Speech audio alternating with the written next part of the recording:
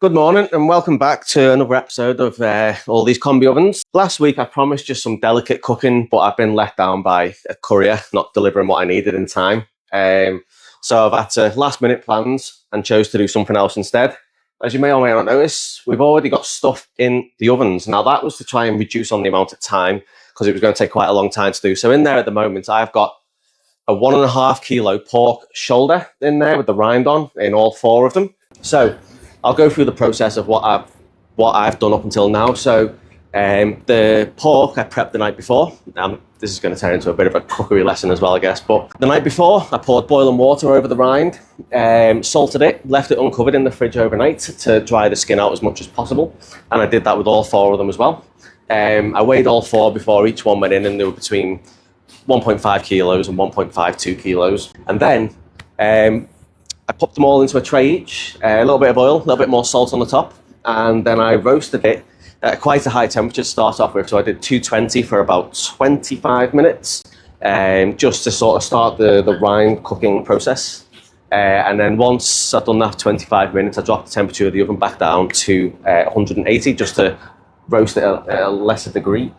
They're coming along nicely. They're not far off. They're at about between 35 and 40 degrees at the moment, so they won't take too much longer, probably about 25 minutes, 20 minutes. But they're not the biggest pork shoulders in the world either. And also in there, I've got a tray of roast potatoes in each of them. Now these potatoes I peeled and prepped this morning. They haven't been soaked in any water, and I washed them off. So these all went into the ovens at the same time. 23 minutes on steam I did. And then once I'd done steam, I'd give them a shuffle up in a tray, pop them in a new tray, some garlic, thyme, salt, pepper, and pop them back in the oven at 180. A reason I picked these ones as well today, because Sunday lunch is a really popular, it's a really popular item on the Sunday, and every single kitchen in the whole of the UK serves Sunday lunch. So I thought it'd be nice to really sort of show you how well roast potatoes also work in there, but also to show you how pork works. I could have done lamb, but pork I feel is a bit better in the current climate because it's a lot less than beef and lamb at the moment. Their prices are through the roof. But for example, the 4 pork loins I've got in here, which is 6 kilos of pork, cost me about £23, which is an incredibly good price. So as I was saying, so Sunday lunch, really popular all over the country, and that's why I'm sort of doing this today. And it's all coming along rather nice at the moment. It shouldn't be a great amount of time. Now, some people like to finish their roast potatoes in duck fat. I like to finish mine in butter. I feel like it gives it a bit more of a caramelisation colour to it, and a better flavour as well. I think duck fat's really good for crisping them up, but I prefer to use butter myself. It's also good for vegetarians as well who come out for Sunday lunch as well. A lot of people try and use duck fat, but butter's just a really good alternative to it as well. So we're going to get back into all these combi ovens again, go through some of the information on them as well. So when you come to pick a combi oven, you've got to ask yourself, why are you picking this particular brand? Is it because it does this, or do you like how simple it is? Do you like how you've got different options and like you can put your own menus on there and have like a set time? Is that why you like it, or do you just like it because it works as an oven and that's what you need it for, but you also like something that produces steam as well, so you can steam your vegetables and your roast potatoes? So if you are looking for something that's simpler to use, that's going to steam, combi and convect, and it's just really basic, these 2 probably your best ones for that. Really, really simple to use. We offer training on both of them as well, but training doesn't last a whole lot of time, but it doesn't take a whole lot of time to learn either, and it's really intuitive as well. Whereas these 2 over here probably do require a little bit more training, because there are a lot more configurations on here with, like, in regards to the production manager on this one, and then you've got menu mix on this one, where you can put stuff on certain trays, and then it'll tell you put this tray in now, the tray of sausages or the tray of bacon, and it'll tell you when to take it out as well, so everything's ready at the same time. Or you can do it the opposite way around, where everything's ready when it's ready. So you've got sort of 2 options there as well. So I think what else we can go through today. Yes, I do. I really like the customization on this one here. I can't quite do it right this second, but you can change the layout of this screen, and it's incredibly simple to do. Like it doesn't take any brain power to do. You can also do it with the Rationale, but it's a lot more of a complex process, and Rationale recommend that they go in and they do that for you. They tried to they went through the gist of it with me when they did training, but it was a lot to take in, and there's a lot of features on that one as well as this one. I'm just going to give all the meats a quick probe in a sec. The probes are quite long in these, and I've got quite small meat in there. They're only about 20 centimeters long, and the core probe itself, I'd say, is about 10 centimeters. Now, I get really nervous when I pop it in, because if I want to put it in all the way, because I don't want some of it sticking out and maybe giving a wrong reading.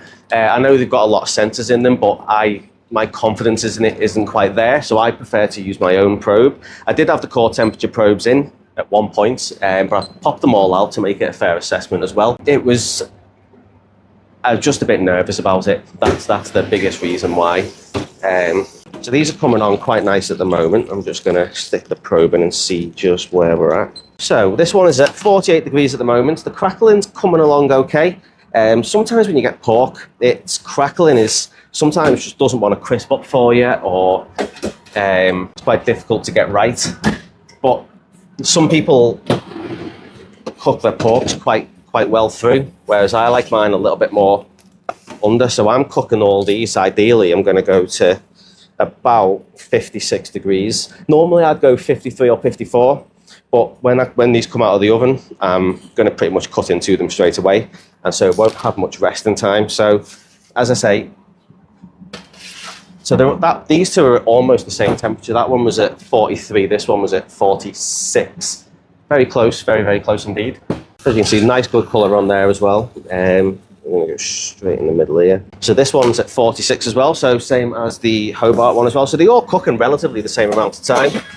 If you're wondering what potatoes I've used, I've just used a simple Maris Piper for this demo today. So this one's at 43, so this is the same as the rationale, exactly the same down to the temperature. So I'd say we've got another 15-20 minutes to go on these as well. Now, all of these have got after sales on them as well. So in regards to service calls, if you have an issue with them as well, Rationale are quite famous with their Rationale service partners, so they've got a lot of these up and down the country. Really accessible parts, really easy to get hold of, and a lot of engineers know these machines. Even if they're not a Rationale service partner, most of the time they have worked on them at some point or another, so quite easy to get these fixed. Sorry, as I was saying, Convotherm also have service partners around the country. They don't quite have as many as Rationale does, but again, they do have people that can come out, and they say about 2 to 3 working days for a service call on a Convotherm. And Electrolux have quite a few engineers as well, quite a lot of engineers. And again, they can get out quite quickly, and parts are quite accessible. As I've stated before as well, we can install all of these ovens for you, which is not a problem. Our sales team can help you with that upstairs, and I think I said it last week, you know, we like to check what services you've got in place before we come to site. So your electrical, your power, your waste, your water, and we like to check that before we get there so everything runs as smoothly as possible. I know sometimes it might be a bit of an inconvenience and you just want to pay for it and get it, but you know, it's just being extra sure, and I think that's really important, because if we come all the way out there and you haven't got the services and we can't install it, it's a waste of your own time, it's a waste of sort of our time as well. So we like to make sure we get it right first time round. So if you are interested in installing, or if you're unsure about what your power supply is, what you got on site, or if you're unsure about which oven you want, you can actually come here and do this with me if you want. It'll be a really relaxed environment as well. It wouldn't be like no pressure on you. You can bring your own food with you and you can trial it for yourself and you can play with each one. All you need to do is just give us a call. There's a QR code on our Instagram page as well. I think you can scan and book in with that way as well. I think we're going to be doing this now for a few more months, so these aren't going to be going on sale as quickly as I maybe thought they were going to go on. But it means it gives you guys at home extra time to come in and have a little play with them if you want to. And it's, you know, it's very, just making sure it was actually opening like it should. Sorry. So yeah, if you want to come in and have a little play with them, there's no pressure in here. You know, we'll have a laugh, we'll have a little play around. You know, it'll be a really relaxed environment. It won't be no pressure on you, or you know, I'm not going to judge how you cook things at all. We'll just have a bit of fun. We'll have a laugh, and we'll get to learn these machines a little bit more. So we have got quite a few more months to book that in if you really do want to come and do it. Considering you're paying quite a lot of money for these ovens as well, you know, it would be really nice for people at home to really get to know each machine and figure out which one's best. Or if your chef doesn't know which one he wants to pick and you want to send your chef up here to come and have a look at them himself, you can also do that as well. We had a couple come in yesterday on a job that I'm doing. Was it yesterday? No, it wasn't yesterday, it was the day before. And they wanted to see a few ovens as well, so they came in and had a little look at them. I showed them how they work. They didn't bring any food with them, but they did bring. They came and they got a feel for each one. Now they are restricted by the power supply. They were really going to go for the Convotherm because they like the simplicity of it, because it's a town hall and people come in there and do functions, so they wanted something that was self-explanatory. So they were contemplating this one here, but they have only got single phase on site, so they potentially might be going for the 6 grid. on single phase supply. Going to that single phase as well. The 6 grids on here can come in single phase. Josh, can these come on single phase on 6? No, it's just 3, isn't it? Yeah. And I think these are just on 3 on 6 as well. And I believe these are too. So this, I think, is the only oven in here that can run on single phase. So if you have, oh yeah. The 10 can only go on 3 phase, but the 6 can run on single phase, which if you haven't got enough power coming into the building to power, you know, for example, a larger machine, or if you haven't got a 3-phase fuse board, and it does cost quite a lot of money with an electrician to swap it all over to a 3-phase, a single phase 6 grid might be your best option. Although you think it's not got as much power, it actually runs off more amps. So if you were on a 10 grid like this, I think it's, if I remember off the top of my head, I think it's 316 amp supplies. But if you had it on a 6 grid, but if you had it on there, it would be a 32 amp supply on a 6 grid, right, if my memory serves me right. Although the 3-phase splits the power between 3 fuses, this one a single phase will draw more power off that 1 fuse. So you just need to make sure that, and I say, if you're unsure about all of the above that I've just talked about, you can give our office a call. All our guys upstairs are super helpful, really good at what they do. So they'd be more than happy to help. I was just about to say something. What was it? Tell you what I'm going to do. I'm just going to give my potatoes a bit of a shuffle around. So what we've got in here at the moment is garlic, thyme, salt, pepper, and a little bit of oil. Some chefs like to use quite a lot of oil. I was tempted to use as much as I would normally use, but I wanted to sort of play it safe and not end up with a greasy roast potato, so I've sort of played it safe a little bit. Sometimes chefs they'll line the bottom of the tray for a good couple of millimeters of oil to really get a really good sort of crispiness and roast on them, but I played a bit safe. So the Electrolux, I would say, is about as far along as the Hobart one is at the moment. These two are very sort of similar. These two haven't got quite as much colour on them at the moment, but I'm not too concerned because there's probably only 5 minutes between the two of them, so it's not a huge amount of time. Now, you can also do all these porks overnight as well on Delta T cooking, where you'll put it in before you go home, stick your probe in it, set it all up on your little screen, which I can't really show you at the moment because I'm cooking. And then you can come in the morning and your pork's done. Now, I was talking before about getting the rind nice and crispy. I don't think it's going to crispen up too well because it's quite a small little pork. If it was a larger, fatter one, it takes longer in the oven and the rind has more time to cook. So in that instance, if it was me in a kitchen, I would take the pork out when it's ready, cut the rind off, stick the rind back in and get it crispy again, which I can do today as well, if it's not quite ready. Can't do Delta T on a gas cooker? Well, I don't know about them. You have to, because it's gas, you have to need to extract. Yeah. So you have to bring those for clarification. Sure, you can't do overnight on gas. So you can't this is electric, so you don't attack. Yeah. But on a gas one, surely you have to turn it into. Yeah, interesting, yeah. I don't know if you can hear what Josh was saying. Josh was saying about having a gas 10 grid or 6 grid on a Delta T cooker, and he's not 100% sure if you could leave it on a Delta T overnight because you'd have to have your extraction and your interlock running all night long. But that's a question that I will ask the suppliers if that's a legitimate thing that you can do. I'm sure it might be, but we'll be able to say for sure.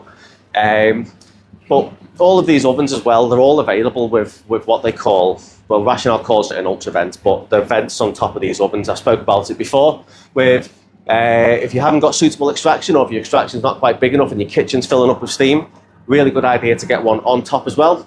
But it takes the worst of it away. I wouldn't say it takes all of it away, but the way I open the oven and open it straight away, the steam will escape and the ultra vent won't deal with that. So you'd have to sort of crack the door, and just leave it ajar, let the smoke or steam do its thing, and then open it up fully, just to reduce the amount of steam on the ceiling, because once your ceiling gets wet, it starts dripping on the floor, gets the floor wet, you slip over. So another reason you can use the probes as well, which is, if you're in a commercial kitchen, the probes would store the information inside of it. So if you was cooking a pork on a pork setting and you put the probe in it, when you download that HACCP file, it would say you cooked pork to 68 degrees and it took this amount of time. So as far as the EHO is concerned, you've cooked that, you've cooked the meat right.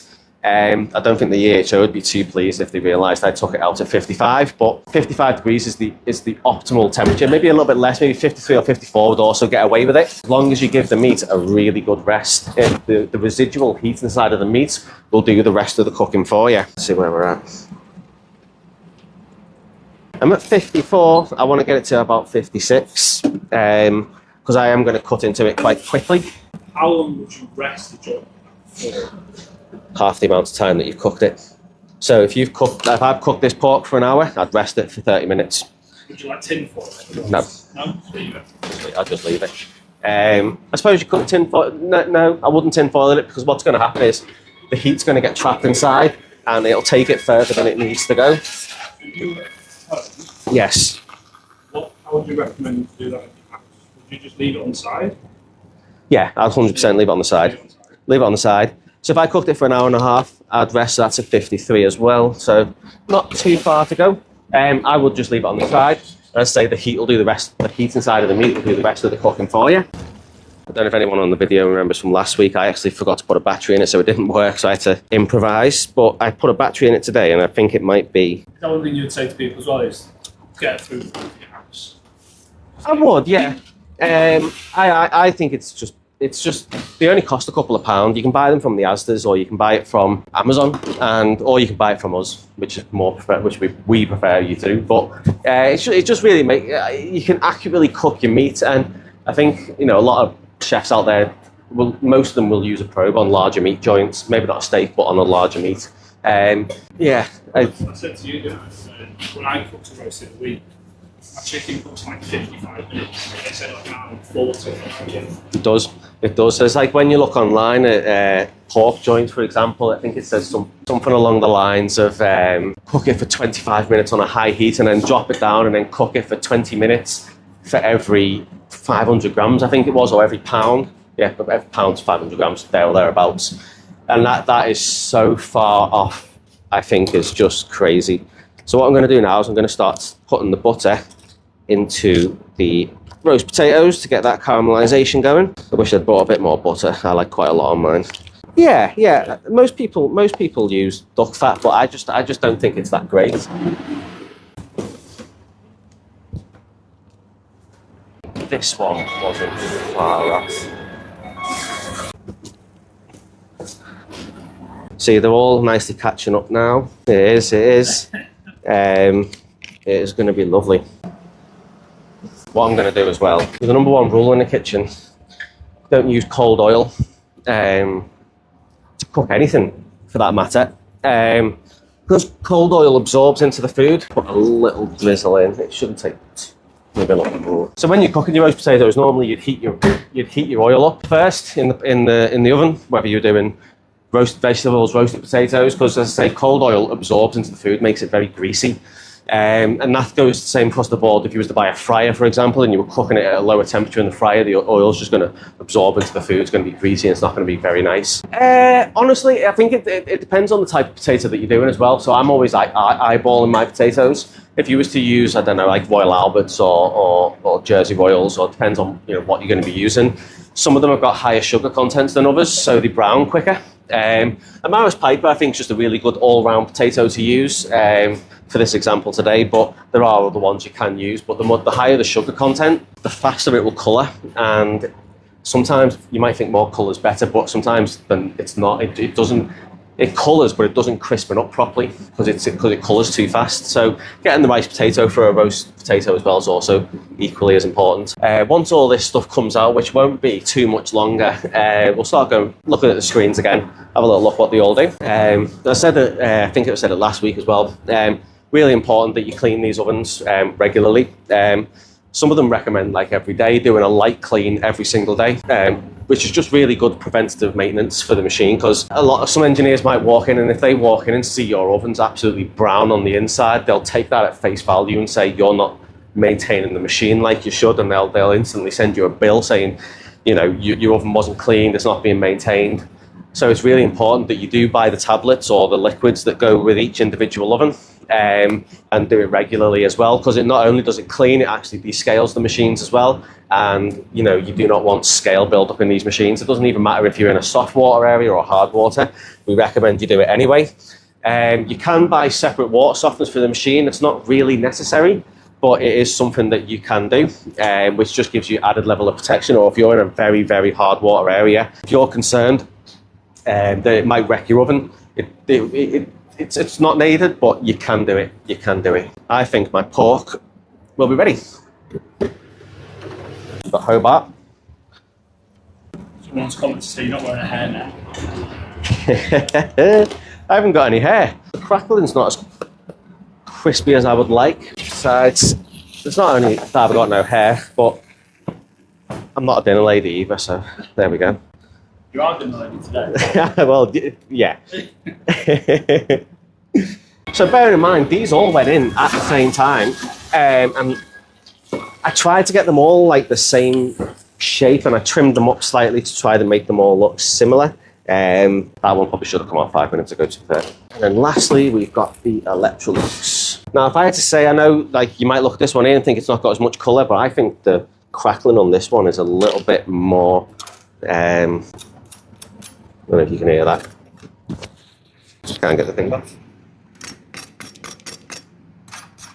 It's not far off, indeed. But what I would do is I'd let it rest a little bit, and I'd take the string off it, cut the rind off, and then I'd put it back in the oven again. But I say the bigger your pork joint, the longer it takes to cook, the crispier your crackling's going to be. Because they're quite small, it is quite difficult to get it right the first time. I put it on, today I've done all of this on just convection at 0 steam. For the simple reason I wanted to try and get this crackling as done as possible. I also wanted to get the roast potatoes as crispy as possible as well. Now you can do pork, you can do roast potatoes on combination as well. You could also add more steam if you wanted to. It's an absolute sort of your preference on how you like to do things. So you've got Convotherm there. Probably a bit more colour than I would like normally. If I was in a restaurant, I'd cook it quite a bit less because you are going to be reheating them, so you'd get a bit more colour. But I like quite a bit of colour. I like a good caramelisation on my roast potatoes.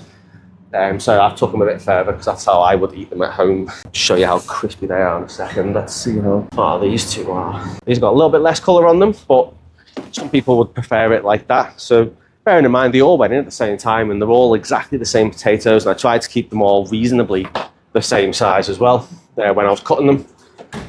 Didn't weigh them, but eyeballed it. There we go. So that is how you cook a Sunday lunch. So I don't know if you'll be able to, I'll get my microphone and see if you can have a listen to how crispy these things are.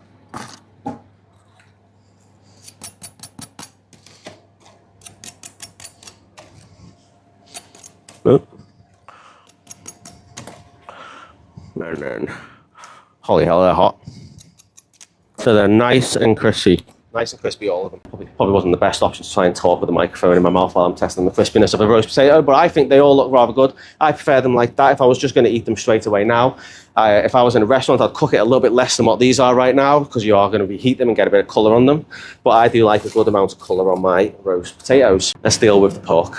In fact, I might give it another 5 minutes because it is going to be rather hot, but I'll put a pair of gloves on to try and help. So when I was talking about coming in and trialing these ones out, the reason it's a good opportunity for you guys is because there's no pressure to purchase. There's no pressure to be like, if you were to, for example, maybe go to, Rationale, and they've gone out of their way to get you to a demo site. They've gone to site, they've talked to you about the benefits and the savings and whatever else. You might feel a little bit pressured to maybe try and buy that brand because they've gone above and beyond, which is absolutely fine, absolutely fine. If they're going to go above and beyond, of course you're going to buy that machine because they've gone out of their way to really sort it out for you. But that's what happens when you go to each of these suppliers. They all try and tell you ours is the best, ours can do this, ours is more user friendly, or they're all competing against each other. So when you get someone in, they're obviously going to be very biased towards their particular machine. But when you come here, I'm not biased between any of them. Don't get me wrong, I've got a couple of favourites in the room, but that's my opinion and no one else's. So if you want your own opinion on it without feeling sort of pressured from a supplier, and also if you wanted to trial all four separately with the suppliers, you'd be travelling all around the country to different demo sites to go and do this, and it's a lot of time. Now, don't get me wrong, they know a lot more about these machines than I do, but if you just want to be able to use it, then that's the way we would do it. Right. What I'm going to do is I'm going to take the string off first. I'd love to go into a restaurant and start seeing more pork on the menu because it's such an affordable option. Like, it's very rare that I go out now, and when I do go out, I never see a pork chop on the menu, and I wish I would, because if I did see a pork chop, I'd order it. And I think a lot of people think that pork can be quite dry if it's not cooked right as well. And these combi ovens can help keep the moisture inside of the meat as well. So they're really good for, getting juicier products out there. So if you want to see more pork on your menu where you've got a bit more margins in it than you would do on a lamb steak or a leg of lamb or top side or strip loin or fillet, the pork's just such a fantastic idea. More affordable, and you can stick it on, you know, and you get quite, you know, because it's quite an inexpensive product, you can get it a bit lower on the menu, maybe like a little lower price, and people will be more inclined to come in and have a try. And there's so many cool little cuts of them. Like, I think pork's really versatile. Like, I'm a big fan of pork belly. Absolutely love pork belly, and I do see pork belly on restaurants' menus quite a lot. But I never see like pork tenderloin. I don't see pork tenderloin on the menu anymore. Tenderloin's absolutely fantastic, and it can, you know, tenderloin can be cooked nice and pink, and it's really juicy. Same for this sort of, you know, put a pork, like if you were doing a roast pork loin, like a large one. You can have that a little tiny bit on the pink side as well, which keeps the flavour, keeps the juices in. And these machines are fantastic at roasting meats, and you get greater yields out of each meat. I think some of it's up to like 10%. And as I've said a few times in the past, that 10% is the bottom line of your profit. You know, if you can get an extra 2 portions out of a strip loin or a top side, wherever it is you're using, or a pork loin or leg of lamb, you know, that's just money in your back pocket. You know, it pays your chef's wages, it keeps the lights on and all the rest of it. I'm going to try take the rind off by itself. Pork shoulder on a roast dinner is my favourite meat to have. A lot of people aren't great fans of having pork shoulder because, again, it's a very fatty meat. It is a cheap meat, but it's very fatty. But fat is flavour, and it's just like this. If it's done right, like I've done today, it's just my favourite anyway. It's my favourite. Could have done pork loin, but I find pork loin goes a bit dry and it's a bit flavourless. And this has got so much fat running through it. Like when I cut into these in a minute, it's going to be juices pouring out of this. Part of that reason will be is because it's not rested properly, but most of the reason will be is because it's cooked right. That's the worst of it done. Just going to take some of this off. Let's see if we can get this. Crackling. What I'm going to do is I'm going to get a new gastro to put them in. See if I can get this crisping up. There's not much of this crackling, so I am just going to do it in one oven rather than 4 ovens. So I am running out of trays. So I'm going to stick that one in there like that. Which oven should I use, Josh? I do. That is. Now, I would like to put like a resting tray inside of there just so the fat doesn't gather up on the top, but I haven't got a resting tray, so we're just going to have to pop it in there. But it will crispen up nonetheless. It might just be a little bit greasier. So I'm going to get a new glove on. I'm going to cut into a roast potato, show you how fluffy and nice they are on the inside. We're also going to cut into these pork loins as well. And then I'm going to start going through the ovens a little bit more and the functions again. Next week, I am going to, hopefully all my stuff arrives today. It's not a massive amount of stuff, but it stopped me from doing what I wanted to do. So next week, I want to do a New York cheesecake at one point. So I'm going to do some of them at one point. Maybe not next week, but the week after. Next week, though, I'm going to be doing soufflés. Again, you do cook soufflés on quite a high temperature, but again, it's a very delicate cooking process. And although I would cook them at 170, 180 in each oven, I think it'll be a really nice example that you can do really delicate desserts in there if you have to as well. Let's go into the first one. So this was Electrolux. Now, if you look at that in there, just look how much juice is in that. I know it's not rested, so that juice, some of it would dissipate, but juicy as anything, absolutely perfect. That is like perfect cook. Couldn't ask for a better. Next one, Convotherm, if I remember correctly. And again, just look how juicy that thing is. Absolutely fantastic. Forgot to take it off, didn't I? Right, so rationale. Again, beautiful, juicy. And I say, if it's rested properly, it necessarily wouldn't have that much juice in it. Super, super nice. And then lastly, we've got the Hobart. And look at that. Beautifully cooked, absolutely juicy as anything. Well, Is it me, or was that a bit pink in the middle? Was that just... Oh yeah, no, definitely pink. Definitely pink. Well, only ever so slightly, like... Sorry? The other 3 seem to be cooked through. One seems to have a little bit of a pink core into it, is that just me? I think that's the brown meat in the middle. It is shoulder. So. Oh, like, you look at the camera, it looks pink in the camera. Does it? It looks pink in the camera. Well, that's fine, because you can eat pork a little bit pink, so that's it.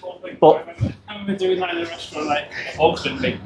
Oh no, I'd serve that in the restaurant, no problem. Some people don't like it, think that. No, but the point, the sort of thing that I was getting to before is if these had rested for half an hour like I intended, there would be no pink. it would have carried on cooking. So, going to go into these roast potatoes now. So, I can't remember what order they were in now. So, we've got Convotherm. Again, dead fluffy in the middle, dead fluffy, all nice. I know you might think it looks like it's overcooked, but it's like, it's not. It's nice and brown, but it's nice and crispy on the outside, but not too crispy, but nice and fluffy in the middle. Then we've got rationale here. Again, they look like they're over crispy, but they're not, and they just fall apart. They are really nice. We've got Electrolux over here. Really nice potato. Nice thin crisp on it as well. Not too much crispiness. And then lastly, we've got the Hobart. And again, nice crispiness. Only a thin layer of crisp, nice and fluffy in the middle. Just exactly how you'd like them. So yeah, as I was saying, next week, going to be doing soufflés, and we've also got something else coming up soon as well. Bit of a surprise, but I think I'm allowed to speak about it. We'll find out anyway. I think we're going to be getting some high-speed ovens in, potentially. High-speed ovens, for those that you don't know, generally most people have heard of Merry Chef. They're the ones you'll see in Greg's, I think it is. Did they have them in Greg's? Turbo Chefs and Greg. So Subway have Merry Chefs. I think they have like the E2S or something like that. Or not the E2S there, the E3. The E3. Oh, is it E5? Yeah. Yeah. So potentially going to be looking at getting some of them in to sort of demo them as well. As you may know, there's more than one. You might not know, but there's more than one brand out there. Everyone's heard of the Merry Chef, or most chefs have heard of Merry Chef, but Falcon also do one as well, which is called the Oracle. Yeah. And then you've also got Linkat that does the Cibo, or Chibo. Oh, right, okay. Turbo Chef's merged with Cibo. Linkat are part of Middle B. Yeah. And Turbo Chef is Middle B's high-speed oven. Yeah. But they've just decided to put it together, so now it's a Chibo. I don't know how they're branding it, but Turbo Chef and Chibo Plus are now the one thing. I wasn't too sure how. Have we got an iHexagon? Well, I spoke to Rationale about the iHexagon. For people that don't know, what is the iHexagon? It's a combi oven merged with a microwave technology. Rationale was telling me that they got hold of, I don't know how you don't get hold of it, like I thought it was just general knowledge, but they said they got hold of some microwave technology. I don't know how they got hold of it, or where they got hold of it from, or whether it's just a normal microwave technology, I don't know. And they've combined it into one combi oven. So never used one myself, never actually seen one, and most people don't even know they exist. And that's because when I think they originally got released, it was like a soft launch almost, and only like production warehouses, production kitchens. Yeah, big franchises were the only people that were sort of allowed access to them to start off with. And I believe now they are open to the general public, that anyone can order one. Now, I don't really know the benefits of them, and I don't know a great deal about them. But if you are interested in something like that, then give our office a call, and we can either get you in touch with somebody from Rationale who can talk to you about it more. Because it's something that, like, we used to do something in Caterkwik. All the staff here go through product training, where we learn about equipment and how it works, how to work out power supply, and how to convert kilowatts into amps. So we have a lot. We don't think we've ever done iHexagons, because I just don't think we know enough about them. And they're not popular as well. I've been here. I think they've been out for the best part of a year, haven't they? Yeah. So they've been out for a while, and I've never actually sold one, and I don't think Caterkwik's ever sold one. Getting them all onto the main screen. I can't do the Hobart just now because it's got something in there. So we'll start at Rationale. So this is the main screen of a Rationale. Well, not the main screen. This is the main screen of a Rationale. As you can see, you've got steam, combi, convection. You've got a little star here, which is your favourite. My mistake, didn't mean to do that. You've got your favourite button, and then you've got your various different types of meat. Okay. So you could have, so this is like birds, basically. And you can do Peking duck, roasted goose, roasted turkey. So it's all pretty much on there, as and when you need. So you can click on a roast turkey, for example. Then you've got all these. Here you've got the main screen and how to use it. So this up here, this little button up here, is the process. Step 1, preheat. Step 2, load. Step 3, roasting at 130, 100% steam.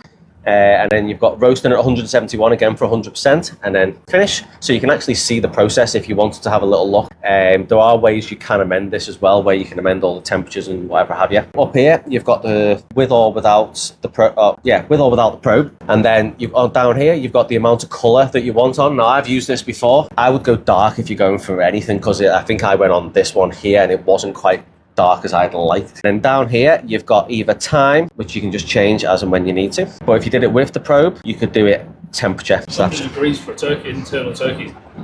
Dead. It hasn't cooked. If it wasn't dead already, it's dead afterwards. So yeah, that's the sort of recipes on there that you can follow. You can add your own custom ones in there as well. And then up here you have got the again, this is your production. This is the same thing that I was looking at a minute ago, but this is a page dedicated to that. And then you've got your fish. You've got your nice laid out at the top. Like they're easy to understand. Yeah. Widgets. It's actually quite complex to use. And then you've got the production manager, which is the multi-shelf. I haven't got the correct time set on here at the moment, but you would. So you can go in here and sort of select what you can, what you want and what you don't want. Breaded items. You can. What you're doing, is it a burger? Is it cheesecake? You know, you can pick all your items. Go back. You can add it into here, and then you can drop it down. So when I'm dropping it down like this, it's actually each number is what configures to each shelf. And when the line is here like that, it means that it's all going to come out at different times whenever it's ready. Or you can have it the opposite way around, and I'm not 100% convinced I know how to do this properly, but I'm going to try. Either way, I'm trying to figure it out, but basically you can make it so every single shelf is ready at the same time, and this line will signify the time of the day it's going to come out. And then when you drop these items in there, it'll run up to this line, and that's when it all comes out. If you did it the opposite way with the line all the way back this way, it would just come out as and when it is ready. It's not far off. It's not far off. I'll give it another 5-10 minutes and it'll be good to go.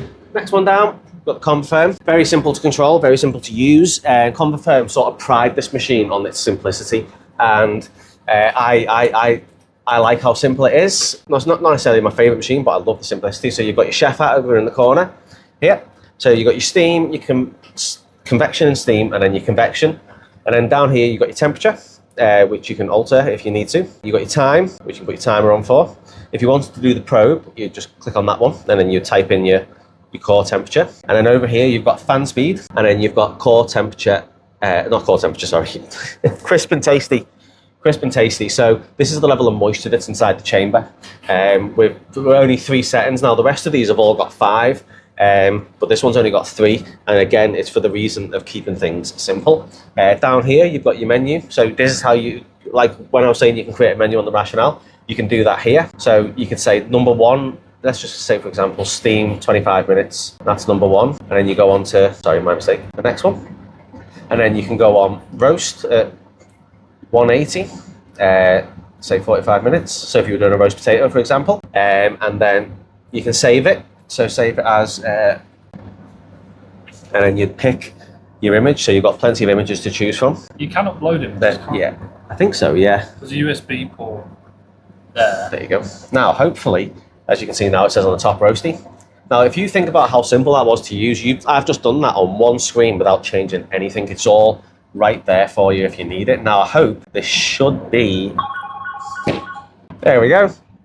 There's my menu item. And then, play, and then just do what the oven tells you to do. At the moment it's quite a high temperature, so it's telling me to get down to 100, so open the door.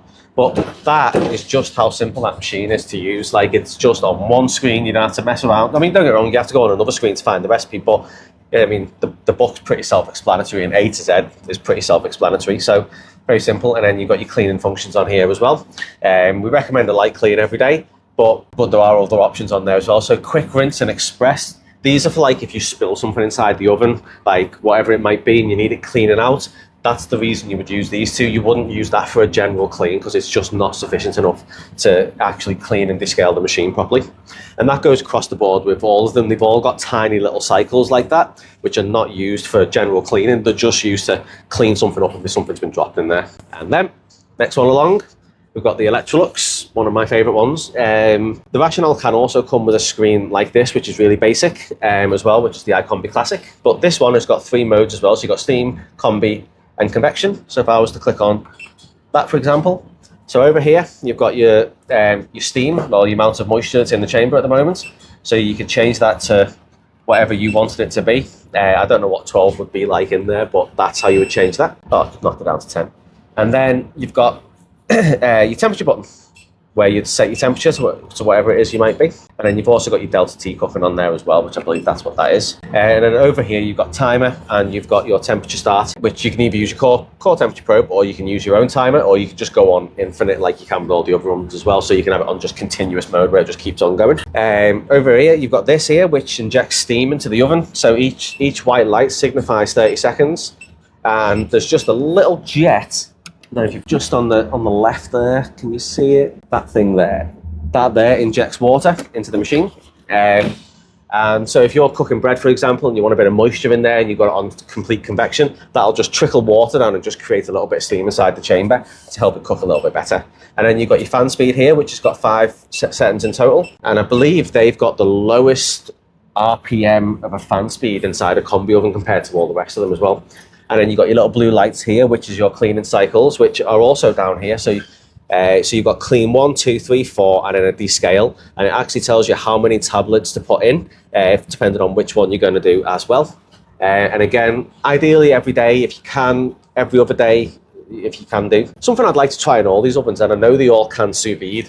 And I know they're probably not the most ideal thing to sous vide into, but I would like to trial it and just see if it actually works or not. Because sous vide takes a long time. People think, oh, you cook a chicken for 45 minutes, it'll be sound, yeah. But you've got to, the whole point of sous vide is you've got to pasteurize what's in there as well. If you're cooling it down and reheating it, you've got to pasteurize it, so you've got to cook it for longer. So this is what this little lightning button's for. This is half power, which means the machine's only giving it half power. So instead of when the temperature drops slightly, rather than the full speed and the full power of the oven trying to get the oven back up to temperature, it only does it half the power. So if you're sous videing something, it's not raising the temperature crazy and then dropping it back down again. So it's just more consistent cooking really when you're sous videing. I wouldn't really use that for anything else other than that really. Over here you've got your plates where you keep your plates warm. I believe that's what that button is. This button here is one of my favourite buttons. It's a pause button, so it doesn't matter what that oven's doing. If you're in the middle of service and you're busy, timer's going off, or you've got something in the oven that you haven't got a timer on for, and you haven't got a second to take it out and you want to stop the cooking process, that pause button will pause whatever it's doing. Doesn't matter what that machine's doing, it will pause and stop. Don't get me wrong, there's still heat in the chamber, so it will cook, but it won't cook anywhere near as fast as it would as if it was just running. So you can just quickly press that pause button and come back to it in 2 minutes if you have to.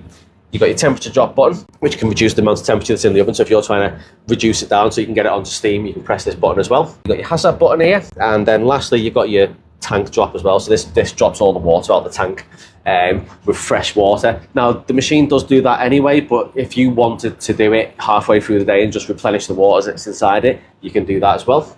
And then down the bottom here, you've got your save button and your memory, like your recipe button, as it were.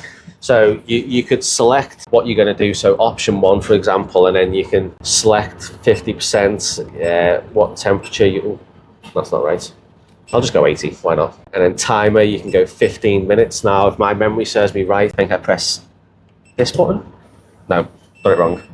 I need to have a play with this one. I've got the instructions upstairs. I do know how to do this. It is really simple, but I don't know why I struggle with it so much. I think it's just something really simple, but that's how ultimately you would save. And I think I needed to press this button, or I think I needed to press that button to move on to the next step. So you've seen the number 1 showing then. That's because that's the first step.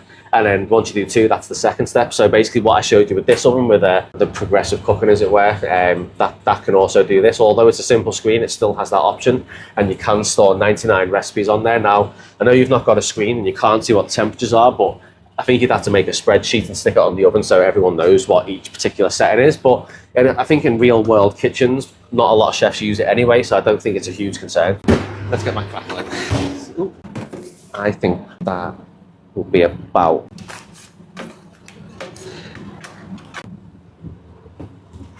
Next week, soufflés don't take me very long to do, so I'm most likely going to do a few things. I did the previous week where I did a bit of broccoli, seared a bit of meat, and I did something else, I can't remember what it was. Let's get into this one. If there is anything you want to see me cooking here, if there's anything you want, drop a comment or even give us a call if you want to. So this is the main screen of the Hobart. At the top here, you've got a little chef hat, very similar to what the Convotherm has. So you've got all of this screen here. So again, you've got convection, combi and steam. You've got the amount of moisture that you want inside of the chamber, which can be altered easily enough. You've got your temperature over here, and then you've got your timer. So this can be a timer, or like with the other ones, you've got a core temp as well. So you can change the core temperature per room. Another interesting feature on this one is not a lot of people understand the humidity inside of the chamber itself, and a lot of people know, you know, how much steam do I need for bread, or if you're just unsure in general, if I'm at 200 degrees, what's the optimal amount of humidity you want in the oven?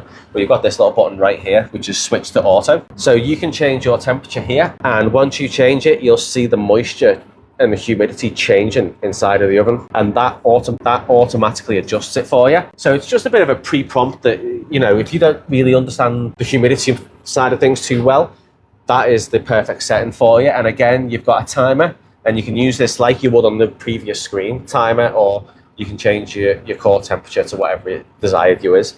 I have it on switch to expert because I'm an expert, so I don't need auto. I think I've said it before. As well.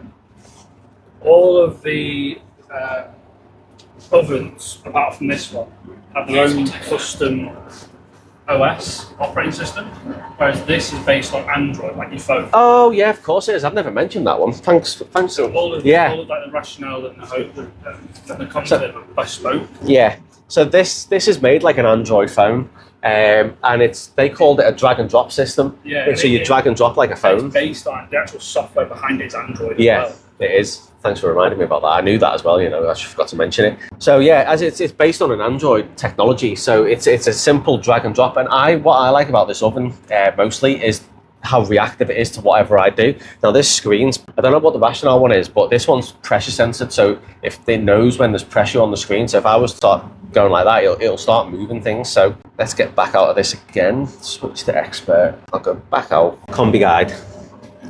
So this is like a bit like the rationale where you can sort of pick what you want to do. So you've got meat, you can pick beef, you can go roast, and I can't remember what the roast.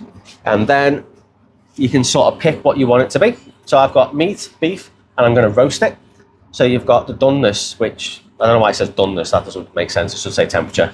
But so you can set the temperature to whatever desired amount it is. It has pre-1 set in there, and I would say that's pretty spot on. 47 degrees. I always say 48, so it's only 1 degree off what I would normally do it. So I think that set in there is perfect in comparison to other ones. How much brownness you want on there, and how fast or gentle you want it to be. Now, the more gentle you cook something, the more yield you'll get out of the meat, and the juicier it will be. If you're on a Sunday lunch, you want a time, you know, you want it fast. Okay, and then you'd press start, and it would start the process for you. I hope. There we go. So now you'd like to see the pan fry on some fish. Yeah, and it's got air fryer as well, which I think's fantastic. I think that's a really good option. I think the rationale also has an air fryer as well. So air frying on these, and I spoke about it before, can save you a lot of money when it comes to. See if I can find chips on there. You'd think it'd be under vegetables, wouldn't you? But baked dishes, rice dishes, lasagna dishes. Can you search it? Oh, got it. No, that's not right. I don't want that. Go back. You search. Is that French fries there? Yeah, chips, French fries. There we go. American. Air fry. And then you can pick, what's this one? Oh, this thin, medium, thick. So you have proper French fries, I guess. Yeah, so you can have like, and then how much chips. Colour you want on them. So yeah, you select, I don't know how you would sort of judge. I mean, I think this is just kind of like you use your own common sense, I suppose. Pick how much colour you want on them. Let's go. Would you say you could replace a fryer with this? Or would you only... This I think... At a pinch, so you've got loads of chips you need to do. Be at a pinch. I would never... I think I said before, you can save a lot of money on oil. Oil's expensive at the moment, and air frying doesn't require any or very little oil at best. So if you're a hotel that does a lot of functions, then yeah, I'd say you could replace your fryer with a combi oven and get a combi oven in there. But you know, you might think, well, the fryer cost me $2,000, but the combi cost me $7,000. But you can use the combi for so many more things in between doing them chips. And as I've said a few times, it is an investment. But yeah, that air fryer would be a good one, but I wouldn't say you could replace fryers in it, especially if you're a small... In fact, there's very few places that could replace all the fryers with a combi oven, because I just don't think it's feasible. Yeah, it's an option. If you're a hotel that does normal food, you're going to have fryers, but if you had a combi oven that can do air frying mode, then you have a function on or a wedding on and you need loads of chips, perfect. Delta T cooking, let's go. So Delta T cooking is the overnight roasting again. You got all your options here, so whatever temperature you want it set at, you know, the amount of moisture that's in there, or you can pick whichever setting you want. You've got all three again. You've got your fan speed over here, which you can choose from 1 to 5. And then you can also switch to auto on this as well, which means you can set the temperature. It'll tell you how much moisture. Well, I thought it would. Refirm, again, this is for banqueting. So if you're in a large hotel or a place that does a lot of functions or a lot of events, this would keep all your hot food hot. And you have like little racks for the 10 grids that pull out with all your plates on, and you can transport them to where you need them to be. They do have a 20 grid version of this one as well, but they haven't developed the 20 grid slider thing for it just yet. So they've got the oven, but they haven't got the thing for the refirm and the banqueting and a la carte, for example. But it's something that they are working on. But as I say, I think they had a soft launch of this back in October 24, and I think it got released October 25 to the general public. We've got menu mix. I'm going to try and remember how to do this. You've got all your options in here. I believe this is like the multi-tray option as well. So if I was to pick bacon, no, I've definitely done it wrong. I need to practice with this menu mix really one day. I just haven't had a lot of time recently to play with them in between. I'll figure it out one day. You got your recipes in here, which is all various chicken wings, chicken legs, whatever it is you might need. You got your fish and your sides. You can edit the screen, can't you? I can, indeed. You got your top 12 here. You've got your history, which tells you what your oven's been doing. If I was using the core temperature probe, then there'd be a lot of sort of that information stored in here, which you can use your USB to export out of as well. You've got all your cleaning functions down here. Now, when I was saying before, you can edit the screens, and this one's really simple to do. No, wrong button. Screen manager. No, it's not screen manager. That's it. So these are all the options that are on that current screen. So if I was to turn all the cleaning ones off, all the cleaning ones disappear, which I think is just great. If you've got commis chefs that only use certain things, then you can have your screen a lot simpler. You can lock them as well, can't you? Mm-hmm. So if you, and you can have a password as well. Yeah, so if you don't want someone to mess with the settings, yeah, only like the head chef has the password, and only you can. So I shouldn't say he, obviously women can make chefs as well, but you know what I mean? Like yeah. You know what I mean? Like head chefs. Don't mess with my stuff. Yeah. This is my recipe. So we've got here as well, this customize button can pretty much go anywhere. So I'm on this screen now. Let's get to expert. So you've got all these down here, right? If I was to click on that and go pop, pop, pop, pop, pop, pop. There you go. All them options have disappeared. So if you've got commis chefs that like to mess with settings, or they don't understand what all these features do and you don't want to confuse them too much, you can remove whatever items it is you want to remove, so they can only use it for certain things. And it's so simple to turn back on as well. You just press the plus sign and just press what you want them to see. And it is really, really that simple. And you can do that on most pages on this screen as well, which I think is just really fantastic. We're talking about having accounts and passwords. We've got profile management. So we've got Mike here, and then you've got my PIN number to log into Anyway, so you can log into mine. I'm not going to log into it, but that's how you would work that. So I think I'm pretty much there for the day. It's all turned out really well. I wouldn't say any particular oven did a better job than others. I think they all did really well. I think all the porks looked really nice. All the roasties came out lovely. As I said, the Electrolux and the Hobart didn't quite have as much colour as the Rational and the Convotherm. So, but I'm not really too concerned about that. I still think it looks really nice. So as I say, next week I'm going to do soufflés, and we're going to probably do a couple of other little small items that you can do in these ovens as well, just to show you what they can do. And I'll see you next week. Have a lovely week.